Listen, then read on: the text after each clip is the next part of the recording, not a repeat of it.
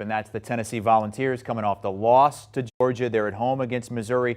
Tennessee just smoked Missouri last season, put up 60-plus points on them. Yeah, a huge victory. Different story this time around, though. Mizzou's kind of got their defense and maybe even their season back on track to some degree.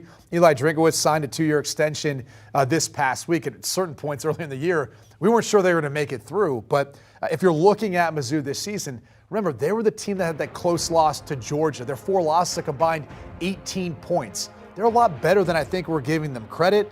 I think if you look at their defense, Tyron Harper has been phenomenal. The outside linebacker spot, leading them in tackles. Jalor Carlisle's, he's been great too in the secondary for them. I think they can keep it within this number. I think after that big win, if you're looking at, or after that big loss, and everything that went into that game last week for Georgia and Tennessee, I think Mizzou could kind of hang within that number. It's a big spread. 21 points for an SEC matchup after what we saw last week from Tennessee.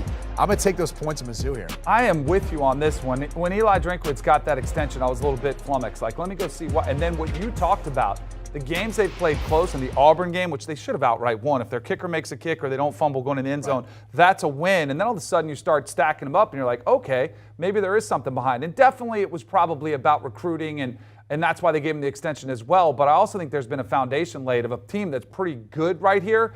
And I'm with you. I think Tennessee, that 3 touchdowns is a massive line. And I also think that this Tennessee defense is a liability. It's been all season long. Teams have been able to put up points against it. Their offense is phenomenal, and they're going to put up a ton of points as well. But I think Missouri will be able to put up some points in this defense and keep it within that 3 touchdowns. I think it's going to be interesting, too, to see how Hooker responds. Worst performance of his season so far last week versus Georgia.